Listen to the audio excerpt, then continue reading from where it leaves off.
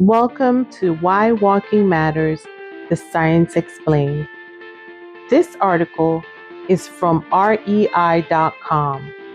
How to Use Trekking Poles and Hiking Staffs by Josette Deschambault, updated November 27, 2023. Trekking poles and hiking staffs are standard equipment for many walkers, hikers, trekkers, backpackers, and snowshoers of all abilities, and for good reason. They can transform a mediocre or even a sketchy walk into a great hike by enhancing stability and providing support on all types of terrain. In this article, we'll talk about how to use trekking poles effectively. There are several types of trekking and hiking poles. This guide will primarily focus on two: trekking poles. Sold as a pair and used in tandem, trekking poles enhance your stability and can reduce force on your knees while hiking and backpacking. Most are adjustable in length, and some include internal springs that absorb shock to further reduce impact. There are several variations within the category, including ultralight poles, which can weigh less than 1 pound per pair and produce less fatigue over the course of a long outing. Hiking staff, sometimes called a walking staff or traveling staff. This is a single pole that's most effective when used on relatively flat terrain and when you're carrying little or no load on your back. Hiking staffs are adjustable, and some include a shock absorbing feature. They may also include a built-in camera mount under the grip so the staff can be used as a monopod. Those are far from the only features. Some poles include ergonomic grips with a corrective angle to keep your wrist in a comfortable position, while hiking staffs may feature a grip that is more like the handle on a cane. Grips are also made of different materials, such as foam and cork. Poles also feature different kinds of locks that secure them into place once extended, and some locks can be easier to use than others for different folks. Our advice: don't buy trekking poles or a hiking staff without trying the gear first to find what works best for you. You can even rent a pair through your local REI to see how they feel. Who are trekking poles for? Short answer: everyone. Trekking poles can aid just about anybody on the trail, from a strong long hauler to someone who's just starting out. They can help relieve stress on your back, core, and legs by harnessing upper body strength. If you're coming back from an injury, have a disability, are seasoned but hope to tackle longer distances, or are just getting the hang of trekking, the stability and support offered by trekking poles can't be understated. Trekking poles for casual or beginner hikers. For inexperienced hikers, trekking poles can make the difference between a hike being a highlight of their bucket list or a miserable trudge. I have over 8 years of guiding experience and have led hikes through Southeast Alaska, the Yukon, British Columbia, and Colorado. One frequent hike I lead treks on sections of the famed Chilkoot Trail in Alaska and British Columbia, following the route miners took to the Klondike Gold Rush. Though short, the sections of trail often are slick with wet rock, gnarled roots, and thick mud.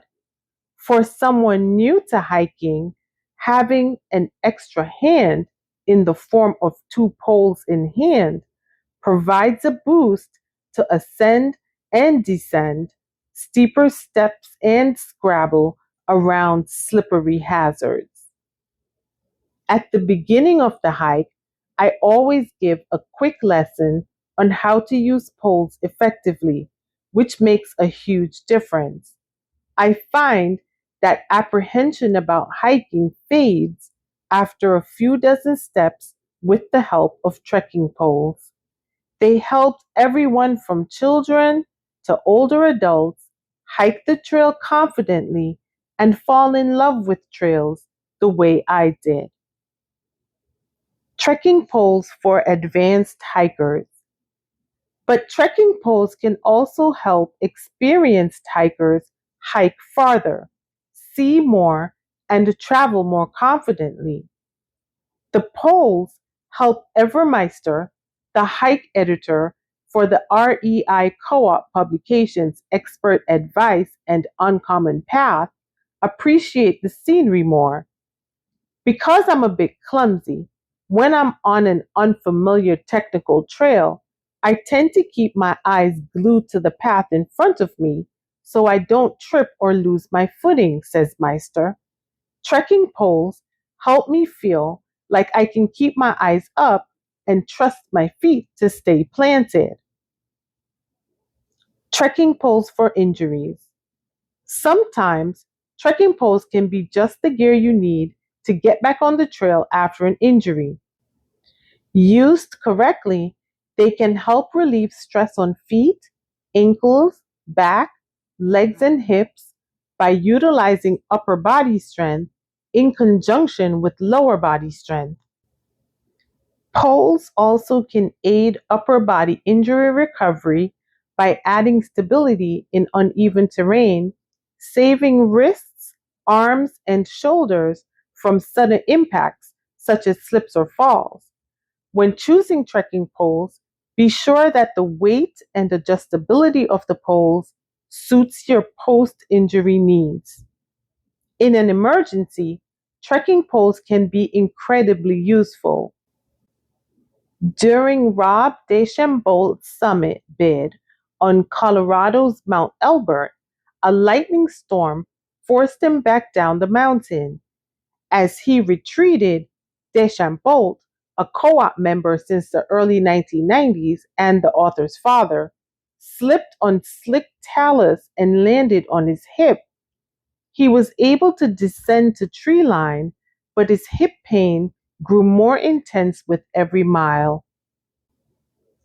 After Deschambault's hiking partner took his pack, the injured man relied on trekking poles and the relief and stability they provided to hike out under his own power. Without them, he would have needed to wait for search and rescue teams to hike miles into the backcountry to aid him. Trekking poles for hikers with disabilities. Hikers with disabilities use trekking poles in many ways, says Suren Nagakri, founder of Disabled Hikers and author of the Disabled Hiker's Guide to Western Washington and Oregon. Nagakri says that as a disabled hiker, they use trekking poles for everything from balancing over all types of terrain, not just the tricky places, sitting down and standing up, and as a brace to elevate my legs while sitting. They help with my proprioception or body awareness without looking by giving me another sensory point to feel the physical connection between my body and the landscape around me. Poles are much like hikers themselves, Nagakri says, in that everybody is a little different and might find different ways to benefit from the gear.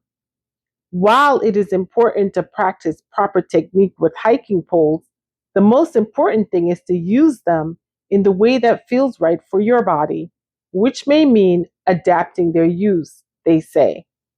I often reduce the height of the pole so that it is at cane height to provide better support or to relieve pressure in my wrist. Poles with a cane handle also help.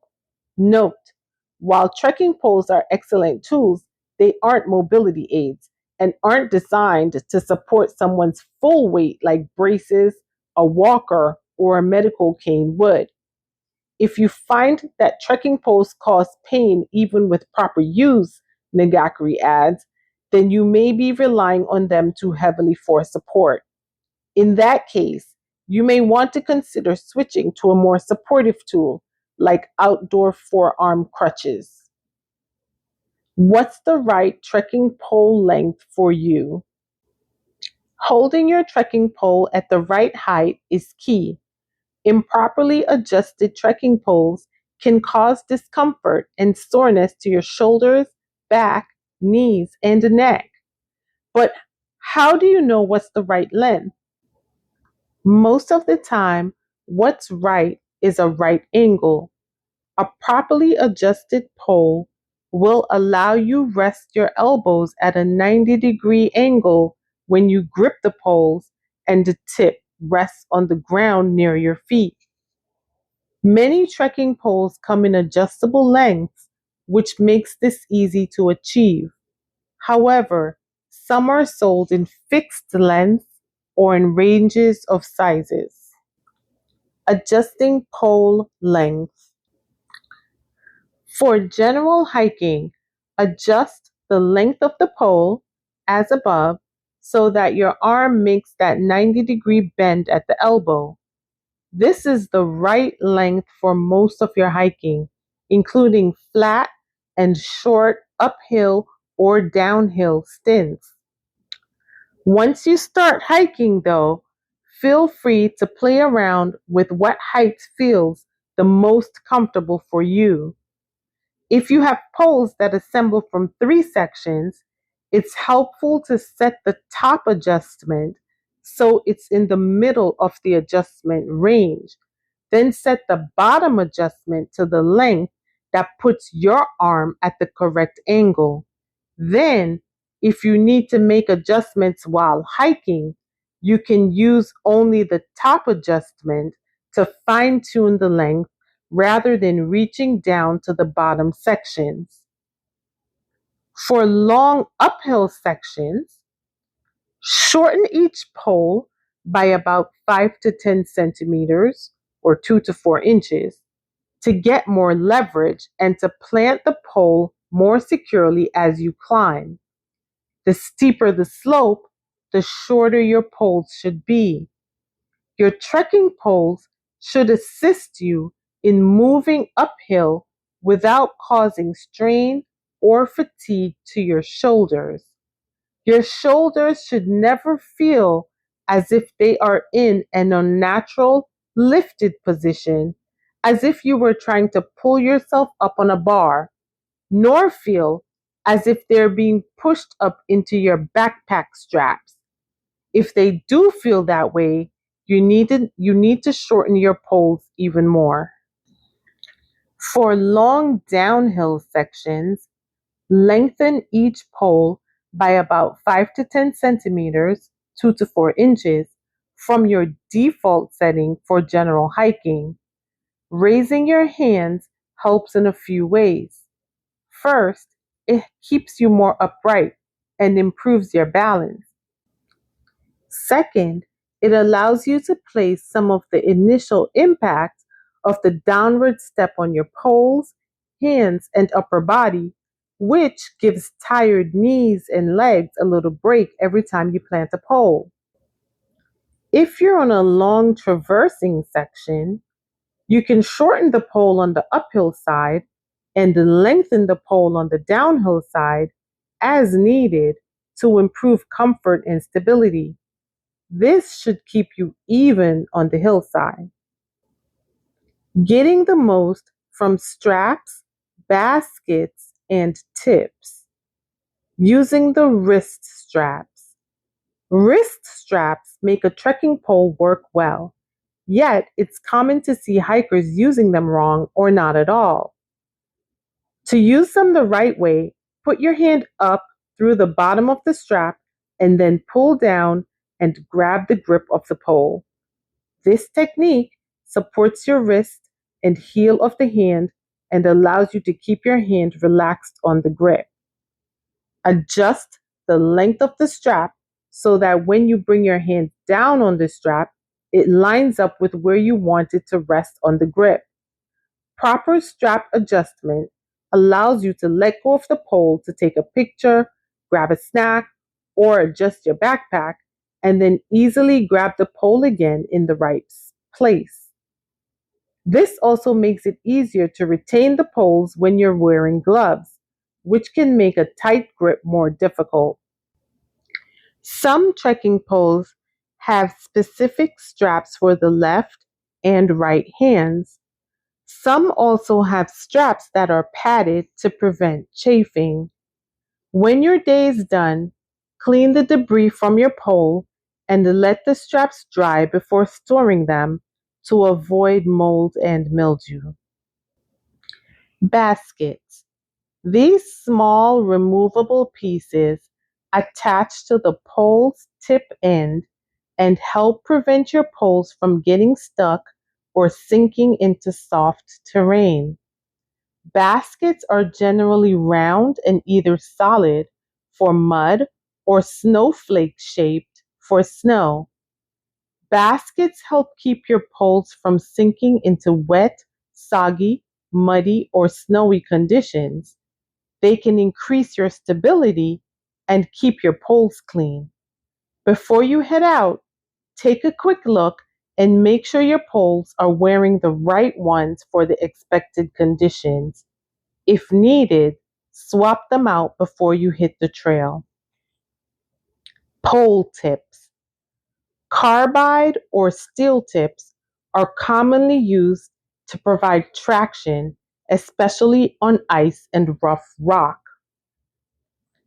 Rubber tip protectors can extend the life of the tips and protect your gear when poles are stowed in your pack. They're also good to use in sensitive areas to reduce impact to the ground. Angled rubber walking tips, usually sold separately, work well on asphalt or other hard surfaces, but can also be good for slick rock. Tip protectors weigh nothing, so toss them in your pack before a hike or place them on your poles so you're sure to have them when you need them. Tips for walking with trekking poles. Okay, so you've got the right poles and you know they fit you. Now what? Fortunately, there's not much of a learning curve to use trekking poles. Here are a handful of tips to set you on your way more stable than ever. Alternate your poles and legs. Most hikers quickly fall into the proper rhythm of planting a trekking pole in time with the opposing foot. Right foot, left pole, left foot, right pole. Doing so removes weight from your leg by leveraging the strength in your opposite arm as you trek while giving you more stability. If you fall out of the rhythm, just keep walking while lifting your poles off the ground for a moment until you can reset. Start planting the poles again when ready. Walk naturally. When using trekking poles, walk naturally and maintain a natural arm swing. Don't overthink it. Walk as if you didn't have poles in your hands. Angle the poles slightly behind you so that as you plant them, you can push off to aid your forward movement. Don't drive your poles into the ground. That only shocks your arms and shoulders. Instead, use the contact of your poles on the ground as a springboard to propel you forward. Double plant for extra stability. Occasionally, you might want to double plant your poles, such as on steep climbs or descents, where it's beneficial to have the extra stability of both poles on the ground. If it feels good, do it. Plant both poles at the same time and then take 2 steps forward. Lift and plant both poles again, and continue.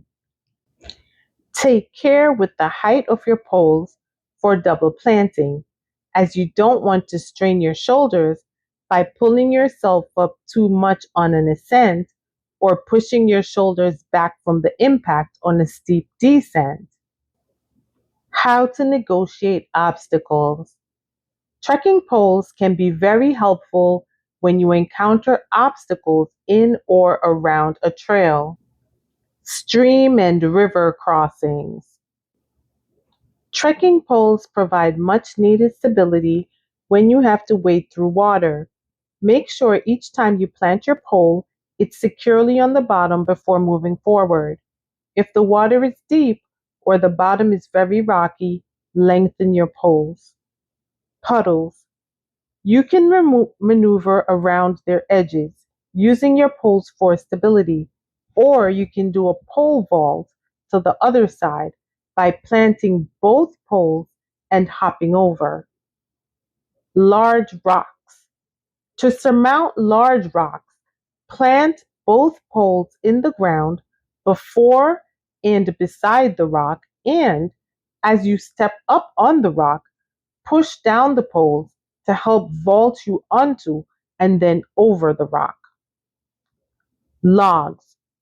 To step over a log, simply plant the poles in the ground behind the log and use them for stability.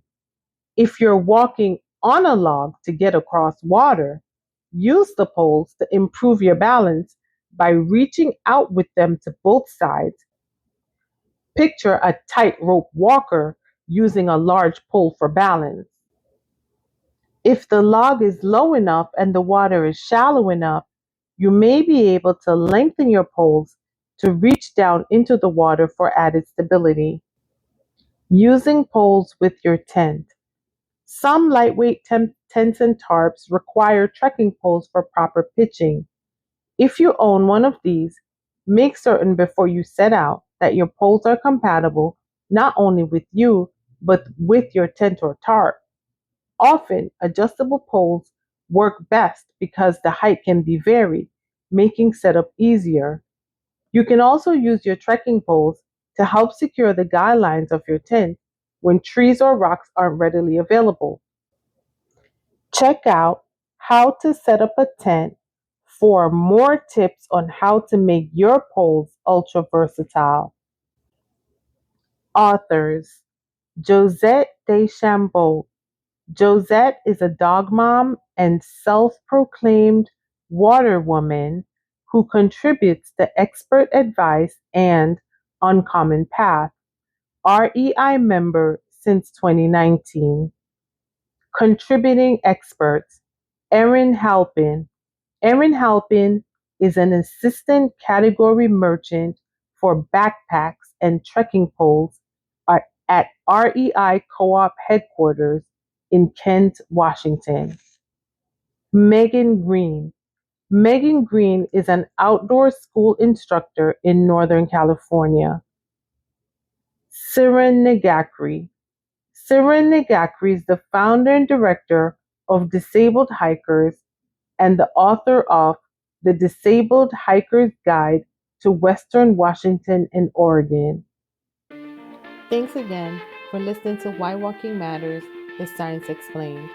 Your listens and downloads continue to inspire me to keep finding topics that interest me and that I hope will also interest you. Happy walking.